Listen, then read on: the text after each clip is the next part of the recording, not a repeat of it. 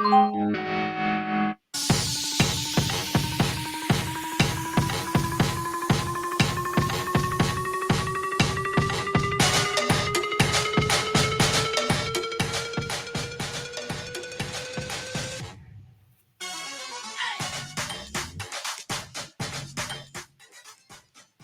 the wrong music, but who cares? We haven't come up with the music for the new show yet. That's right. Sue me. So it's still a good music. I like it. I still move to it. I can't Well, but help hold it. on. Technically, tonight is the Convene podcast. We're just introducing the new wellness community. That's right. This is true. This is Yeah. very true. Yeah. It looks like we had a last minute addition, but he hasn't turned his camera on. So Well, I'm here. uh, I'm getting coffee. yeah. all right. He All didn't pay right. attention to the be 10 minutes early comment. Well, that's But why that's you right. should have told him be 20 minutes early. He's too big time. Yeah, exactly. Right. All right. Hey, everybody, welcome to the Wednesday night podcast, the Convene podcast. But actually tonight, we're going to introduce the mental wellness community. And I want to talk about this for a minute before we get everybody to introduce themselves and give Josh just a chance to finish making his coffee. So he's on when we do that. Mental wellness. Why mental wellness? Well, a lot of the stuff that we do inside of Convene, believe it or not, has to do with mental wellness. And we'll talk about this a little bit more in depth, but I believe that, everybody in America is dealing with some sort of mental wellness or some sort of, anxiety, stress on the daily basis. I heard a stat today that if you go to our youth, 52% or more are in some sort of mental health counseling, 52%.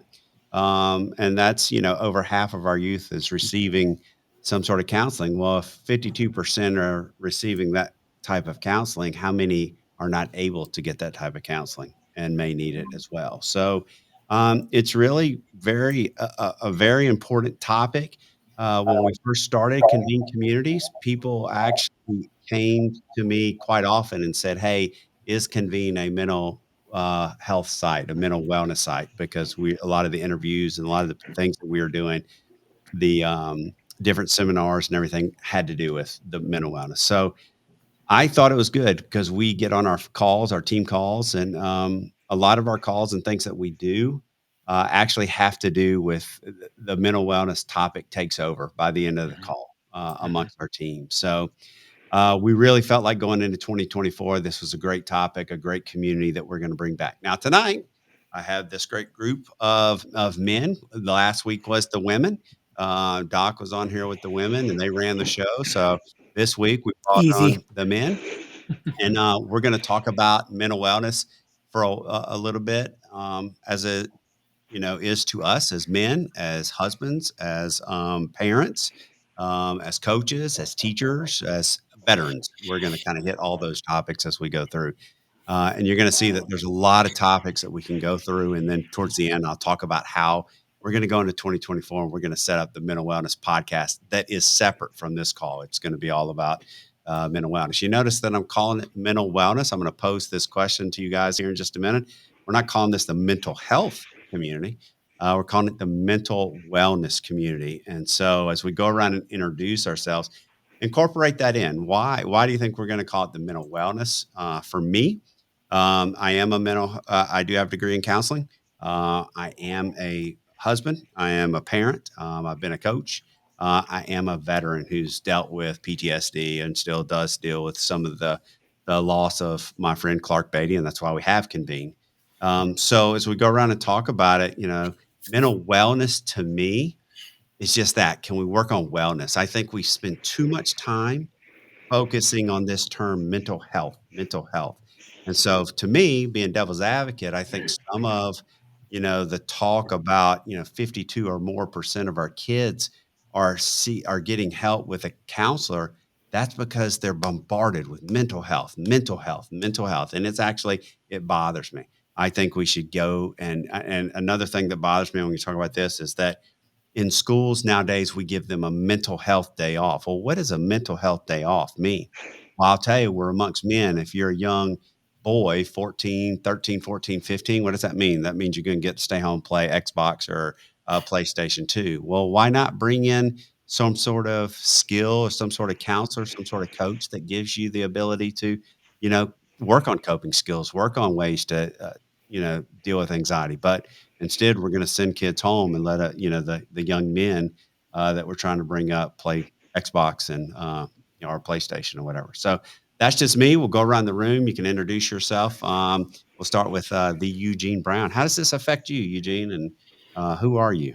'Cause I don't know. Yeah, I don't know how it affects me other than to say that I see it all the time in school, and you see it with parents, you see it with kids, you see it everywhere you look, radio, television, you name it, you see it. I think people need to focus on managing themselves better, not getting so charged up. I think we live in an environment that fosters emotions, and your brain is always busy. And if you don't take time to slow down to be mentally well, then you might find that you might run into some problems. So it's a very, very important topic. Yeah. Jeff, how about you? Well, I want to make sure at some point we get back to what you just said about the mental wellness days, because I've got some experience directly with that with my high school kids in their civics projects. But we can get back to that. But much like yourself, you said, coach. I used to see it and still see it all the time as a coach. I see it in family, both close and through a distant family. I see it in just kids around the area and around sports. So moms, dads, friends, it's around. And the other thing I want to just mention before we get back to it again is, mental health has a negative connotation. Mental wellness can, but it can also be a positive thing. And it can be talked about as a positive, not just as a positive, like it's okay to talk about, but as a positive, being mentally well is a good thing, right? Similar to mindset, that's right. Having a positive mindset and a good mindset is kind of the same thing. So at least that's what I think. Yeah. Giving people, I think we can focus on giving people tools, right? Yep. Helping people do it. Now, Josh, you've created as an influencer, it's your platform, really, honestly. And but it's your platform because it's stuff that you've gone through. And you and I have done a lot of podcasts together about this, and so that's why I'm glad you could come on tonight. But just talk about you and how it is personal to you. Yeah, I think that just like you guys have said is, you see it in parenting, you see it in coaching, obviously being an athlete and coaching as well. You can see that in the conversations that people are having or you're having with the kids. You can see it in their eyes that, we've all just come through that, that frustrating couple of years of COVID. So, you throw that on top of the emotions, and since we're all men here and probably not all men listening, is how we were all brought up to not show emotion and what that does to our own mental psyche and our own mental thought process. And I think it's being talked about more and more mainstream, but we're not there. And I love what Jeff just said about, mental health almost seems like it's hey, we're kind of putting it in this box. Wellness is like an ongoing event or an ongoing, help, if you will. Hey, I'm working on my mental wellness. If I'm working on my mental health, it means it's just kind of in this box. And when I'm done, I can jump out of that box. Wellness I think it's a continuous thing to kind of get yourself better. It's almost like practice, the whole Allen Iverson thing. Like we're talking about practice, but practice. Well, we're talking about not a game, but we're talking about practice. But wellness, I think, is a practice. It's a stepping stone where you can say, hey, I know I need to start here, but my wellness journey is just I don't know that it ever, per se goes away. I think we all deal with it on a smaller scale. Some of us just, and like Eugene said, we manage it better than others. But you also have a lot of men out there, women out there too, kids out there that just don't want to talk about it. They don't know how to talk about it. But I love the wellness, and it's almost like it's just a continual, gradual process of just continuing to work towards a goal which is being able to manage it better. I don't know that it ever goes away, like I said, but just managing it better.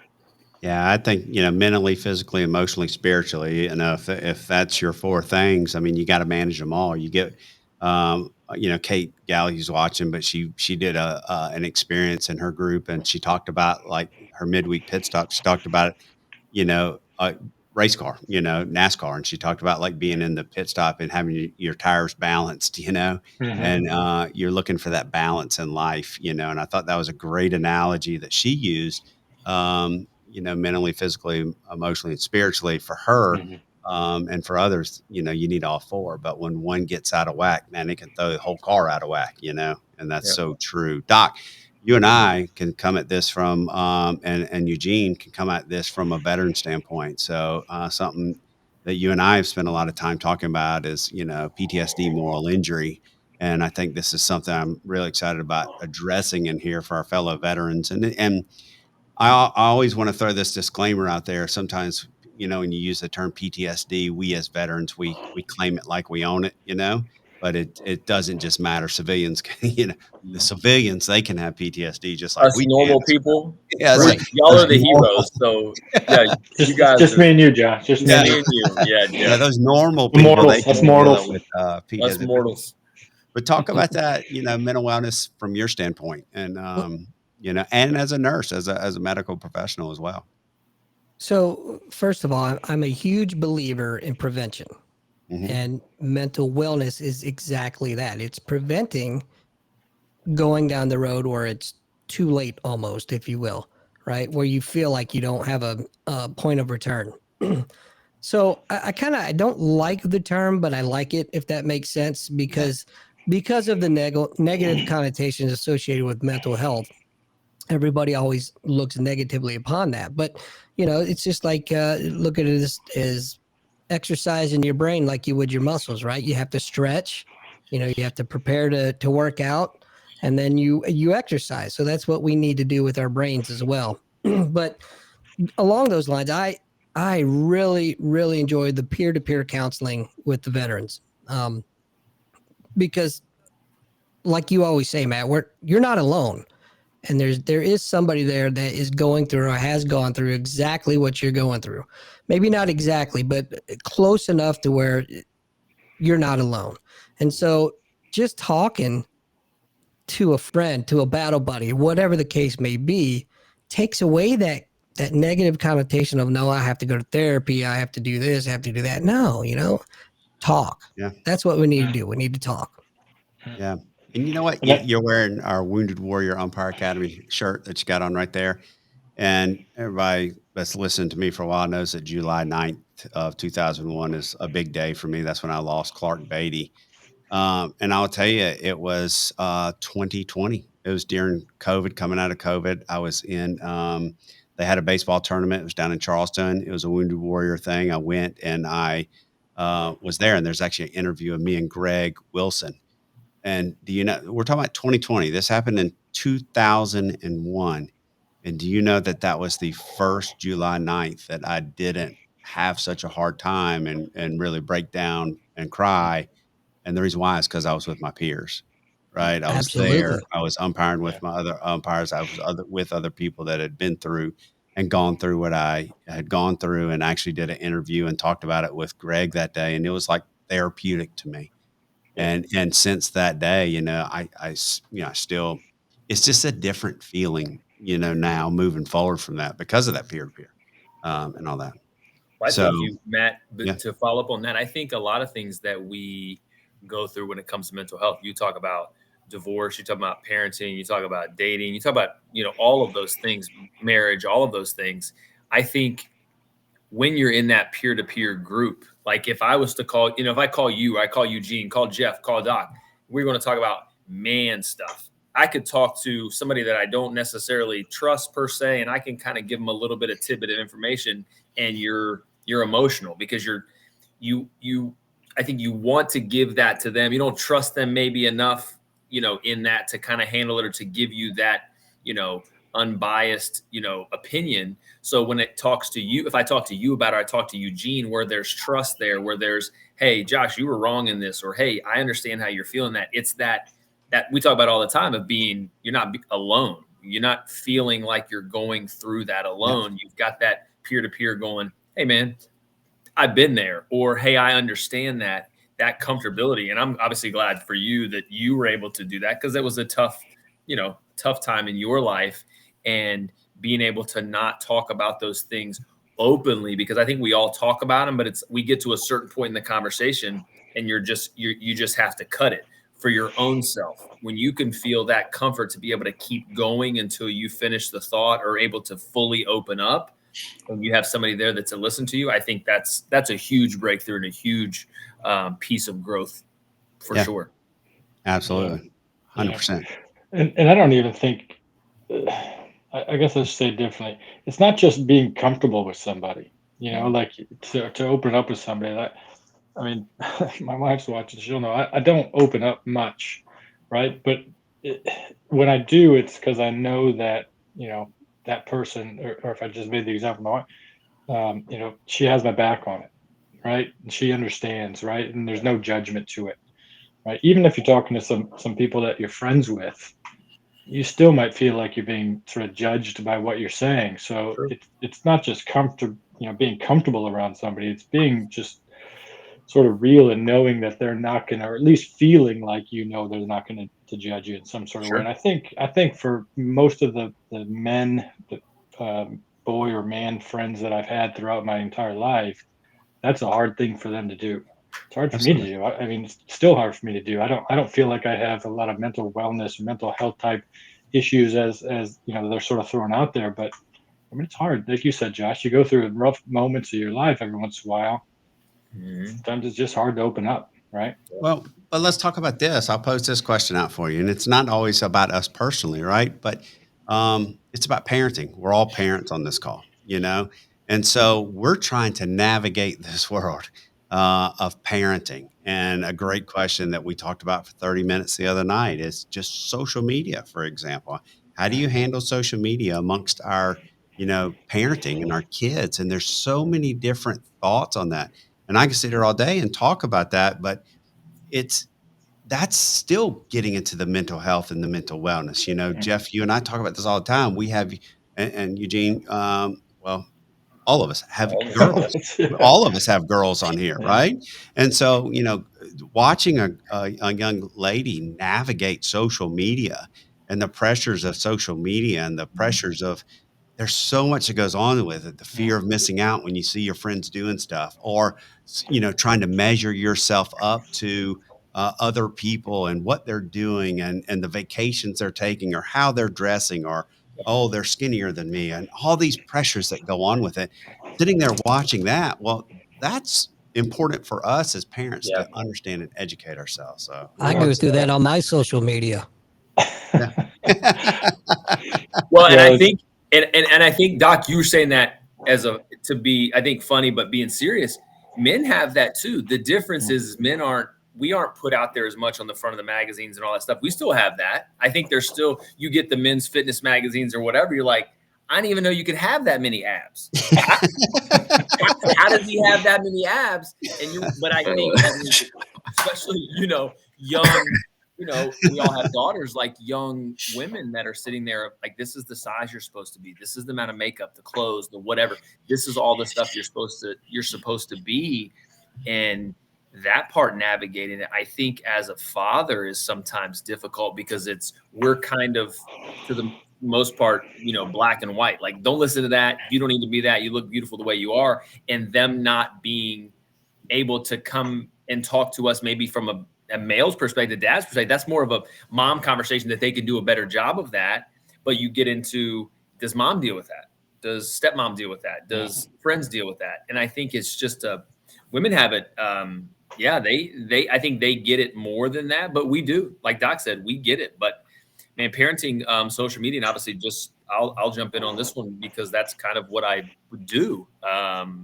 Is I think we all are trying to navigate it as adults, and that's tough enough.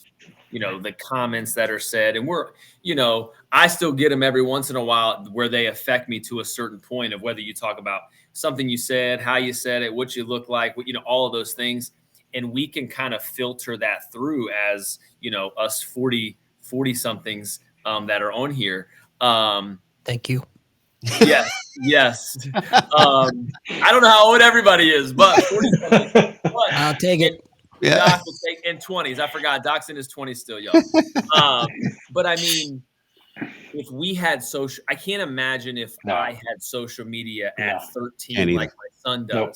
Not that I was doing anything to, you know, and the times are different, but trying to navigate that as a 13-year-old who my son just has, what does he have? I think he just has Snapchat and for his teammates and all that stuff and text, but he can do YouTubes and Reels. But you see all that stuff at 13 and you try to parent and maneuver. It's just tough. We have a hard time doing it ourselves as adults.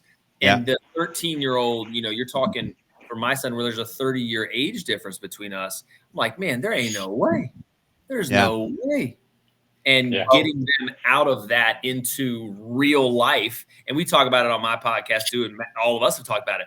Difference in showing up and being present. It's really hard for kids these days, as it is for us adults, to be present in situations because we always have that phone. I don't have my phone with me. I'll be lying if I said it wasn't killing me right now, but it's over there. But that's the way our kids are. That's the way they're brainwashed or the way they're wired right now. It's like, I always got to have this, or I got to snap it, or I have to text it out there. It's creating it's a huge issue. Yeah, but here's the deal, and I want to just throw this out there. It ain't going away.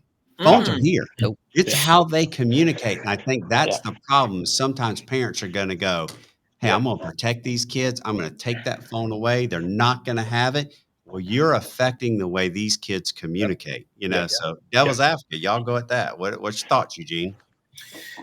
You know, we just put parental controls on all of that good stuff, and we just try to monitor it as best we can and encourage them to make good decisions and teach them right from wrong. But yeah, I agree. It's here to stay. There's no putting the genie back in the bottle. I just think we need to be educating our kids as far as the dangers and just try to approach it with a bit of pace. You know, part of educating your kids is, you're right. Part of educating your kids is educating yourself. It's so prevalent, and I don't think we wanted to. Well, we didn't really know where it was going to go, but we don't want to sabotage this whole conversation around social media and teens. But I'll just give you a quick example in terms of, you know, teaching our kids to do the right thing and leadership, and, you know, Renee mentioned that, and so just a quick example. So in my classroom and in our school, I don't let them have phones. They have to either put it in their bag and they have to put it in a little pouch. But, you know, we have 90-minute classes. So the thing I told them is at the beginning of the year, like, hey, look, it was different from last year. I said, last 5 minutes of class, if you guys are working, you can go check your phones, because it is how they communicate. Like, whether we like it or we don't like it, it's how they communicate. I mean, I know of kids that are dating and they've actually only seen each other on FaceTime, right? But they're, you know, dating as teenagers. So it's how they do it. It's strange to us, but it's how they do it. So anyway, last week, the week before exams, I said, look, no phones this week. Last 5 minutes, no phones. And the first day, you would have thought I was burning their bags and throwing. And they were like, what are we going to do? And so I just go talk to each other, and they stared at me like, well, what are you talking about?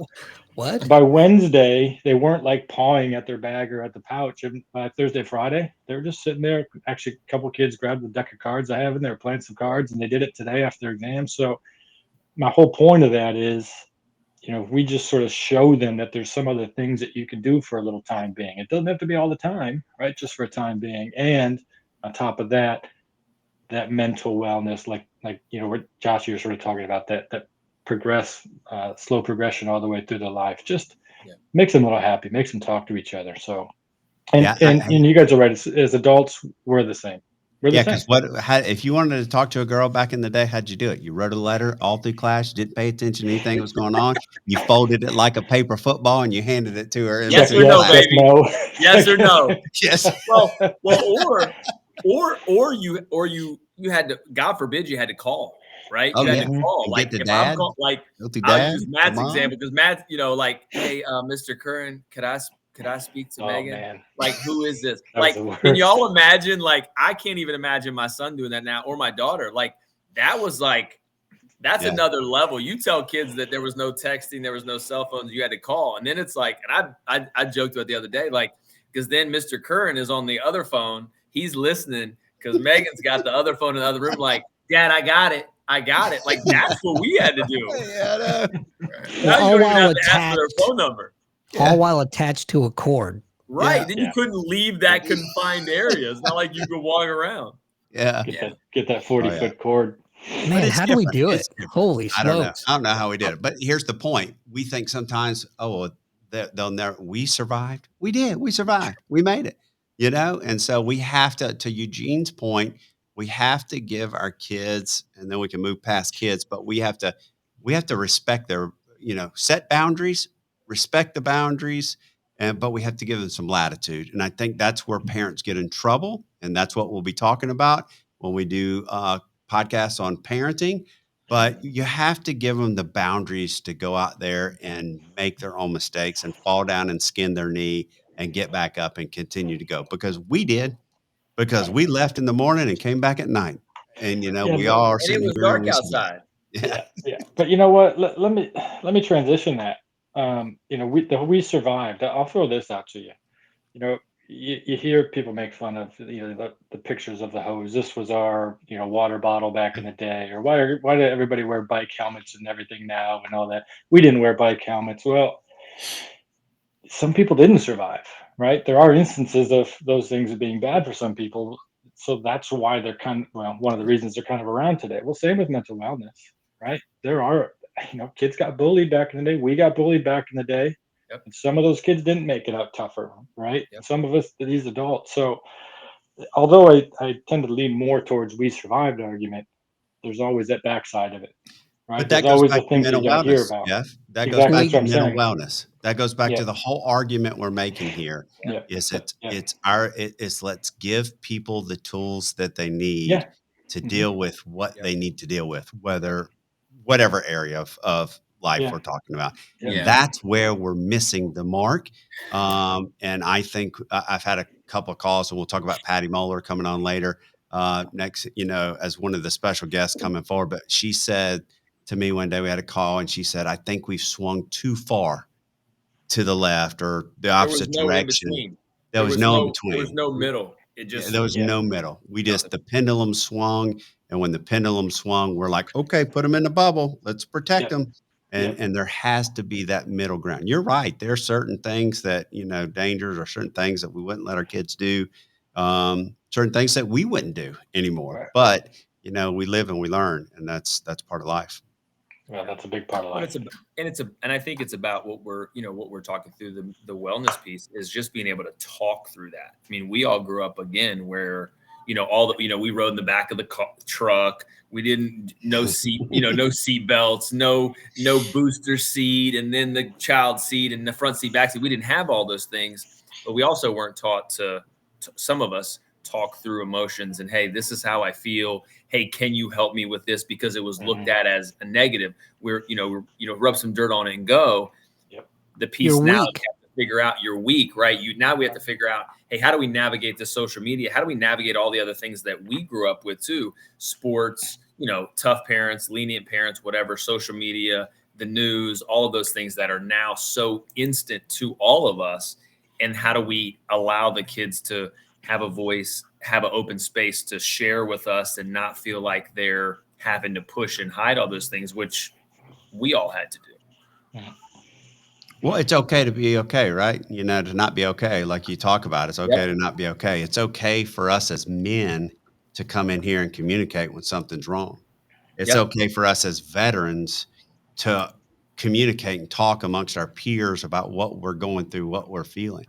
You go back really, if you want to be honest with you go back pre 9/11, you didn't talk about PTSD. You didn't talk about any of that stuff. You sucked it up and you drove on if you were a veteran. Well, and I was And going to then ask you that. this awakening. Yeah. Yeah, I was I going was going to ask you guys that is what was the attitude in the military? You guys always bring up military examples. What was the attitude in the military when you were in it? And I know you guys aren't in it anymore, but you're certainly not away from it. what is the attitude and what is the message now in the military with mental health and wellness? Who wants to take that one? I'll take that. Yeah, Yeah. mental Yeah, wellness. Go ahead, Go Eugene. ahead, Doc. No, you Go go. ahead. No, you go. No, you go. All right, new topic. All right, I'll go. I'll take it. Yeah. So basically, mental wellness is a huge push in the military nowadays.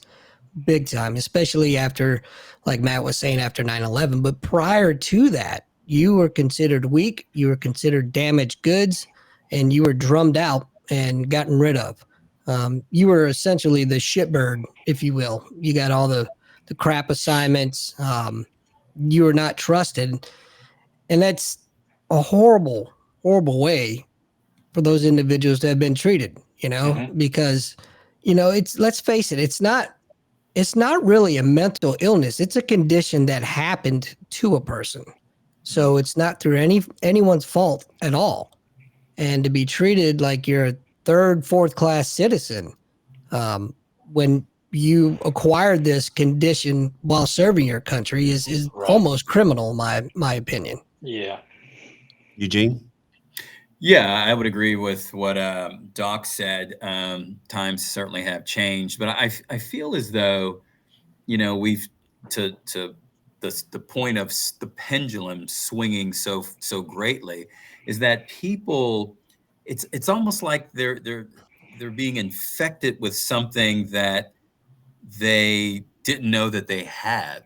Like, is there something wrong with me? We keep drilling this mental wellness problem thing in my head that we have this whole generation of folks that are being coddled, and people are trying to discover old pains and old wounds, and there's a reason why we're making this push, because people need to be well, but we got to keep giving them the tools to be well. And so I think having this podcast and having different guests on and talking about different strategies are very, very important to people, because you run into a lot of people who are not as well as they should be. Yeah, I'll make two points to that, and they're separate points on the veteran thing. That's why me and my my daughter are writing a book right now that has to do with PTSD and moral injury, but it relates my wife's grandfather, who fought in World War II, who did not talk about what he went through until I was around in the late 1990s. Did not talk about it. So think about that. 50 some years. 50 years. Did not talk about it. So that's going to address these issues and talk about that. Now, on the other topic that you're talking about is that I have conversations with kids, and going back to kids, but just people in general as well. But I'll say, I'm going to use the example of kids, but it's still adults the same. And I'll say, okay, what's going on? Well, I'm feeling extreme anxiety. I'm feeling extreme stress. Well, what are you stressed about? Well, this week I have 2 exams. Well, that's damn stressful. Let's be honest, right? That doesn't mean you have a mental health problem. That doesn't mean that there's something wrong with you. That's just life. So when you're talking to some of the adults and when you're talking to some of the kids, it is just, they think that the stresses and the pressures that they have on them right now means they have an issue because they're stressed out. I had the best conversation with Megan coming home. She's at Georgetown, everybody knows, in medical school. We're coming home from Georgetown, we're driving, and she told me, she said, you know what? I think I figured it out, because medical school is stressful. And she said, it doesn't mean anything's wrong with me when out, and it was a lot longer conversation with that. Yeah. But we really got into talking about it. And she goes, I think back to college when I would call you when it was exam time and I was so stressed out. You talked me off the ledge and you tell me it's okay. And then I'd finish the exams and all the pressure would leave my shoulders and I would be okay. And she goes, so now, again, to Josh's thing, it's okay not to be okay. Guess what? Life is stressful. Well, let us not Treat forget life that day. Let us not forget that stress can be healthy. We need a certain amount of stress in our life. Yeah. Right. Well, some of us don't. Some of us, and I would thrive off of, in different jobs, different situations. Some people just thrive off of stress. We create our own stress. We create this rigid schedule, and you're like, man, I can only function in this high stress environment. And then you have other people like Megan, or like not Megan, but teenagers that are like, hey, I'm super stressed out. Like something's wrong with me. I can't handle this. No, life just sucks sometimes. And life is freaking hard sometimes. And it's always been hard. But the mental health piece is wellness and health piece is a conversation. So it's automatically like, oh crap, I'm stressed. I shouldn't be stressed, even though I'm taking, I'm in middle school, one of the top schools in the country. I shouldn't be stressed, but something's wrong with me. It shouldn't be like that. And I think that's that fine balance of, especially as a parent, talking to kids or adolescents, whatever that is, like, hey, life is just tough, and it's okay to be tough. It doesn't mean something's wrong, but we as adults get that too. Some of us are like, I'm sure I've called Matt and Eugene, I don't know, Jeff on a podcast or something. Y'all be like, what the heck's wrong with him? Like it's just this overwhelming thing. And you're like, oh my gosh, like I can't handle it like I used to. Why can't I not handle it? Is something wrong with me? Do I need to go talk to my therapist again? Do I need to take, whatever that is? And you're like, no, Josh, or no, Matt, or whatever. Like, it's just tough. Yeah. It doesn't mean that you need to go out and just, balls to the wall and let's start going and getting all this extra mental wealth or mental wellness. Wow. Wow, that was a lot. Something's wrong with Josh. Mental healthness, like whatever. But life is just difficult, and sometimes that's okay, and sometimes we just have to figure out how to navigate through it. We just got a new name for the community. We're going to call it mental healthness. Mental healthness. Mental healthness. Listen, y'all, don't go to mental healthness. To Josh's point, that's what I really love about the peer-to-peer counseling, because you go to a therapist and they're just going to be there as your therapist, but sometimes that peer of yours can give you that tough love that you may need, to say exactly that. Hey, life is hard and you're just going through it right now. Yeah. Suck it up. It's okay. But also to that same point, taking it all the way back to the mental healthness community that we're building here. Hold on, I want to open that one. I'll talk to that one all day. Well, no, I'm taking it all the way back to, you just said peer-to-peer, Doc. That's probably the biggest part of the opening up this community. And then I'm looking at all the comments here just from the stream on the side here. And man, there's some great comments. And, well, let's think it's it's a mirror of what's going to be in that community, is just people saying and helping and talking and discussing. And I went through this and it's okay. Yeah. I'm glad you said that, Jeff, because here's one of the big reasons why I decided that, okay, it's time to reopen this community and focus on this. Because we get on our core team calls and what takes over? If somebody opens up a topic about this mental wellness, it takes over the rest of the conversation. That's what we talk about. Yeah. And we've done a lot of podcasts so far, right? Over the last couple of months. Have we ever had this many comments that are coming in? No. And so this is at the forefront. But that's one of the things about Convene Communities. That's one of the things about the platform, is you can go in there, you can put a comment about life or about what's going on, and guess what's going to happen? You're going to realize right what you just said, Doc, is that you're not alone. Other people are going to say, hey, I've gone through that. Other people are going to say, I've been through that and I came out the other side and this is how I did it. Or, hey, I'm going through that. Or, I'm following this comment. I'm a part of this conversation. And that's what we want. We want those discussion boards inside of the communities to really open up. And I think what you're going to see, and we saw, Josh, in your community, I think what you're going to see is when these topics hit those discussion boards, either as yourself or anonymously, you're going to see the topics be wide open, but you're also going to see you're not alone, to your point, Doc. And just see realness. You're not going to see just general comments. It can be real comments. Yeah. Yeah.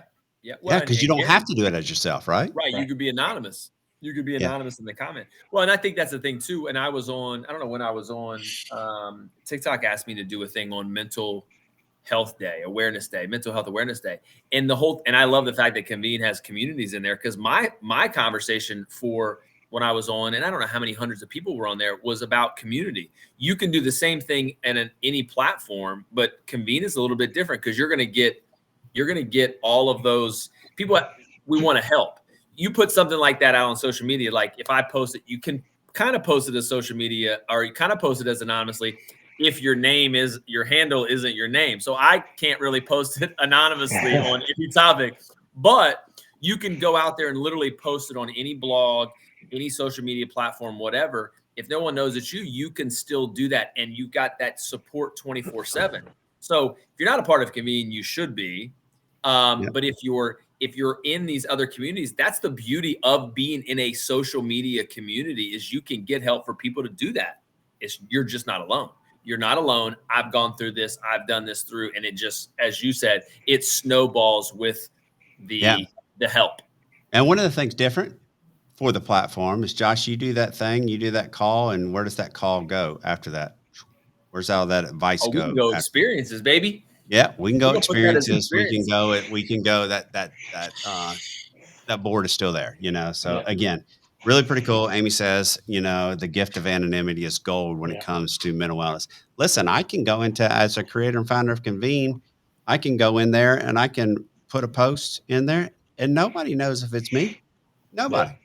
Right. Like And so I'm not, if I say, hey, I'm dealing with this with my kids, people aren't going, well, dang, what's wrong with Braden, Megan, and Lainey, Right. Y'all don't well, know. and I'm going to go right to these last three comments. So Amy says the gift of anonymity is gold, like you just said. Lisa agrees, and then says there's no bullying in Convene communities. Well, and we've talked about it before, but the I am from experience, and there's about over 100 different responses now, and a lot of them are teens, and from either my classes or their teams. But Matt, remember the kids that took the experience of who they were and all the sort of stuff that they've experienced. They've all gone to school together since they were kindergartners. And the fact that they could open up anonymously and even have people that they've known in a small school community for 8, 9, 10 years, and they opened up like that, and then they learned from each other. Yeah. I mean, I saw it firsthand how great it was in those kids. Yeah, what Jeff is talking about, they came in and answered the question about the experience is written by Lainey, and the topic is I am from, but it's not like I am from Winston-Salem, North Carolina. No, it's where she's from. What makes Lainey who she is? And then the question is, don't tell me who you are or where you're from. Tell me who you are and give me your experiences. Give me your What experiences. have you gone through? Yeah. And so the kids started writing, and these answers are anonymous, and they're phenomenal. But what's even more amazing is they go to the lesson learn, and then again, sticking on the term, people, their lesson learn is it's okay to be me. It's okay to not be okay. Those are the types of answers that you're getting there, and you're seeing that those relationships and it strengthened their mental wellness, right? Some of these, and I told you about the one young lady that came up and told me directly that. I mean, she just had this huge relief lifted off her shoulder because she could at least put it out there, knowing that nobody was going to know who it was, any of her peers. And I mean, she's a different person from that day. Yeah, one day you're in there and you said one of the kids is going back and reading the answers, in school on their own later, just on their own. And that's the whole scrolling back through. Beautiful. Scrolling back through. I think that's going to happen in this community. Well, as I say, I think that's the beautiful part of Convene and the experiences and the discussion boards and all of that. Someone may be able to go in there, and they do, and find the answer to what they're going through, or they can see, hey, I'm not alone. They can reach out anonymously. They can reach out, hey, Eugene, I saw your comment on X, Y, and Z. Hey, can you tell me about that? There's this community connection there of where you don't necessarily have to put yourself out there and put yourself in the mix. If you're not comfortable doing that, you can see the comments of everybody else, and you can interact if you want to. I think that's a beautiful thing. Yeah. The last sentence there by Lisa is perfect. Convene is a safe place for that, And again, it is, if I want to go in there as men and dads, we can talk, and it's us, it's men, it's dads. We can be open and honest. If I want to go in there as veterans, I can talk and I can get that peer-to-peer support. That's to Doc's point. That's what it alludes to. Well, look at the first sentence she wrote at the very end of it. When you're a kid, you think you're the only one going through the things you're going through. Heck, when so you're do adults. So do adults. Yeah. We think that too. Yep. Yeah. It's life's not easy. I mean, let's be honest with you. And you go through different stages of life. Eugene and I have talked about this here recently, and some of you, may go through it or may not. But well, Jeff, you as well, and I'm not sure where you stand, but my parents are aging. You know, and that's a hard thing to sit there and watch, and it's a growth process for me going through this. And Eugene and I were just having the conversation the other day. But yeah, there's certain things that I don't know what I don't know. I haven't gone through things like this before. And so again, it's being able to lean on each other and talk about that. Well, that's still mental wellness. That's still what this community can do, talking about dealing with tough situations in life. And these are tough situations in life, and I think that's important. Eugene, what do you think about that? Oh, go ahead, Doc. Or Eugene, you're Doc.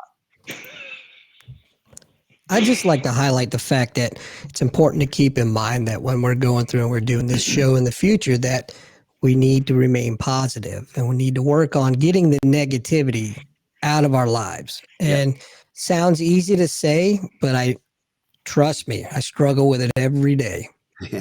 Yeah. What were you going to say, Eugene? I was just really listening and then reflecting on how things are different from what they were many, many years ago when you didn't have all of this social media, when people were, working from the house, milking cows and all the rest of it. They're moving across west where they're doing all of these things, but they didn't have a way just to be able to reach out and get all of this help. And so I think that because we're so connected in this day and age, it is important for people to learn from other people's experiences for what gets them through it. Because sometimes I wonder, you guys, how you guys are not getting through it, but my experiences are certainly very, very different from yours, but the principles and some of the journeys are the same. And they've got to use this connected opportunity to learn from others and then put those things into practice that actually work. So at least for some of us. So it's interesting. I think it is interesting. And again, that's why we want to bring this community and grow this community. And it's not one person's community. It's all of our community. That's really the key, is that, we all have the different topics. Can we bring people into this? And I will tell you, to me, as a counselor, it's one of the top subjects in America today, hands down. Hands down. It's one of the best things that we could possibly do inside of Convene. Matt, wow, that was Trump. You channeled Trump there. That was huge. Huge.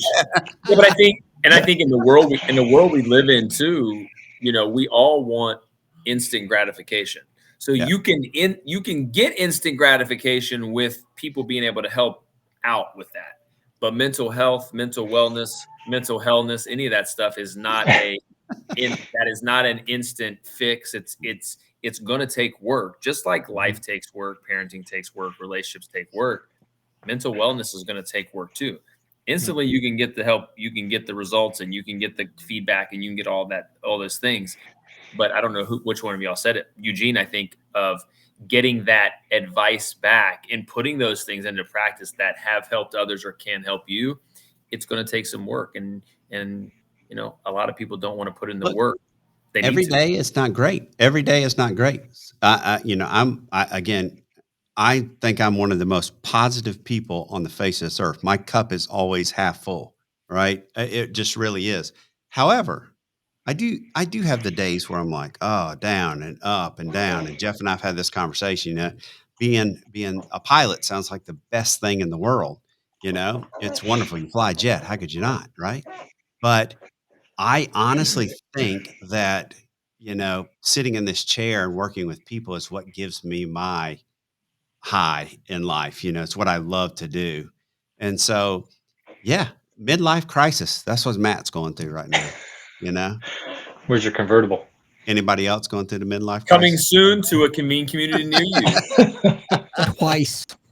Yeah. Hey, what tools do you guys look? I got a question here. What tools do you guys use to help you with your mental wellness? Hold on. Wait a minute. What? Oh, I thought he was grabbing something. No, Yeah, I'll just go. doing that. One of the ones I use that I've used for, over 2 years is I have a therapist that I meet with every 2 weeks. That helps. I have you gentlemen that are on this phone that I reach out to from time to time. Prayer, church. I've learned through my therapist that it's okay I've gotten comfortable to be by myself. That was a huge thing for me in my mental health struggle, if you will, is if I didn't have something going on or no one was around, i.e. dating, married, kids, job. If I was by myself, I was alone, but I felt lonely. There's a difference. So I've gotten a lot of those things too. Laughter, true. I see that in the comment, like laughter. Yeah. Laughter, humor, all that stuff. But social media has been an outlet for me in my mental health because I use that as an outlet for myself. Yeah. A lot of the things I've gone through, I find the quote, see the quote, have said the quote, and it helps other people. And Matt, you said it, sit in this chair or posting stuff online or being able to, act and look sad or look happy. Most of it's looking sad because I'm generally pretty happy anyway, but being able to have people say, hey, I needed that today. That fills my cup and helps obviously with my own mental health to go, hey, I just posted that, or I just sent that out and somebody said, hey, you don't know how much I needed that today. That helps me on my end for sure. Yeah. Doc? I think you Eugene? go ahead. Eugene, No, I was going to say, Josh, I think you do a great job with what you do. I tell you that all the time, although I would argue that I don't know if you're mentally well while I'm watching you do some of that. I often say, you need help. Yeah, I always know that I tripped Eugene up or I've got to Eugene, and I know he's probably dying laughing when the comment is, you need help. You need help. I know I get Eugene then. Yeah, and I'm serious. But what helps me, and this doesn't have to be a religious thing, it is your belief system. If I said to you, like my mother said to me, sweetheart, if you think you have it bad, walk a mile in someone else's shoes. So if you believe that people have it more difficult than you around the globe, there are those that have it more difficult than you, then you take comfort and solace, not in their struggle, but that you too can get through it. And if you figure out some of those strategies that have allowed other people to get through it, then that will help you along the way to steady you. But on the spiritual front, there are a bazillion quotes in the Bible from, Jesus saying, oh, ye of little faith, and he talks about that the Lord takes care of, the lilies in the field and the animals and all the rest of it. And he talks about, are you not more important than they are? And if you believe that, belief again, then that should steady you through your life. And you've got to get through things. So things that help me is how I believe and how I tinker in my brain and in my spirit to be able to march through this life with confidence and strength.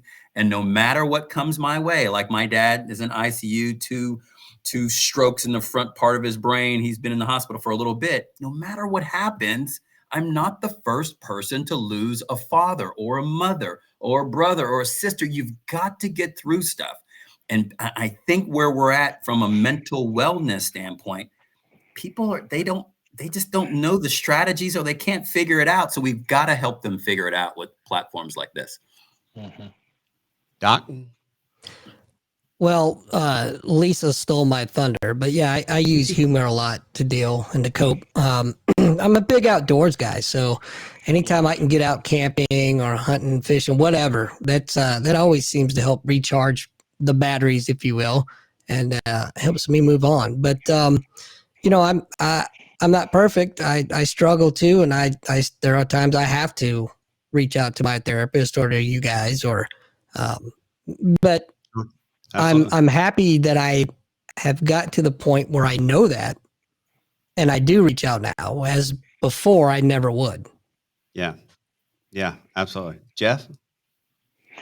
Well, it's interesting listening to the three, the first three guys, because Josh, you talked about sort of it's okay to be alone, or just kind of being with yourself. Doc, you talk about being outdoors in nature and camping, and Eugene, the belief system. And I've never really thought about this sort of thing, consciously anyway. But just hearing the three of you, essentially, if I'm stressed or upset or whatever, my we used to joke with my wife that she would purposely make me mad because then I'd clean the house because I just go start cleaning something, right?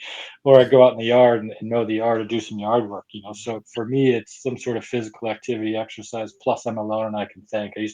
When I ran, I used to love running just for the fact I could be in my own head and think about things, And then now it's more being outside and also watching my daughters, play sports and go through life. And so I'm sure there's other coping mechanisms, if you will, that I use, but I think just a lot of it is that. And again, I never really thought about it from a just how am I going to get through this? It's just that it's almost what Eugene you just said.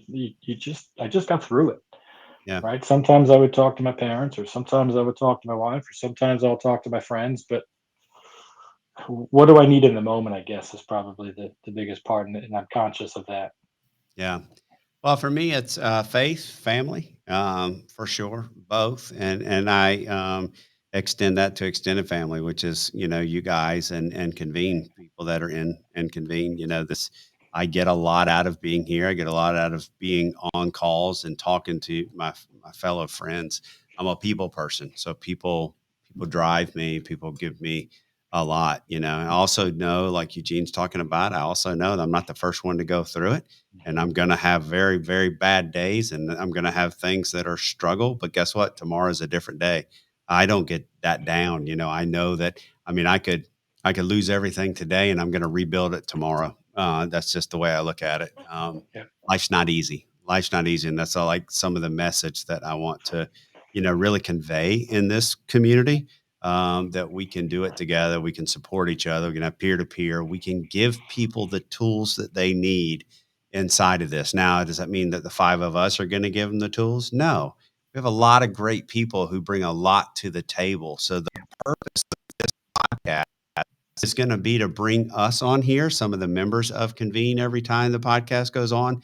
But we're also going to go find those experts. We're going to, bring Patty Moeller on, a lady that we all love, who's been around for a while, who's a mental health counselor, who's written a book, Renew and Restore, and let her talk about some stuff. I had a great call with a gentleman, me and Lisa Herring, named Fred, this week. He's written a book on PTSD and moral injury, So for my fellow veteran friends, that's a key thing that we can come and bring in as a tool and offer them. So that's just to name a few. I've interviewed so many people, and like I said at the beginning, I used to get asked if this is a mental health site. I've interviewed people who are expert on teen suicide. I've interviewed people who have been through drug addiction, alcohol addiction, and come out the other side. So those are all things that play into this community.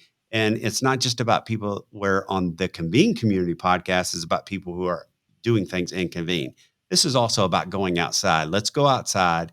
Let's find the resources and let's bring them back in and interview them and make them a contributor to what we're trying to do here and really grow this community to something special. And I think it could be one of the most special communities that we have inside of Convene because, that's the purpose, Convene Communities. Real life, real people, real experience. It's a platform where the purpose, let's make a difference in people's lives. And that's that's it. Right here. Why should people join the mental wellness community? And it's just that. And This podcast.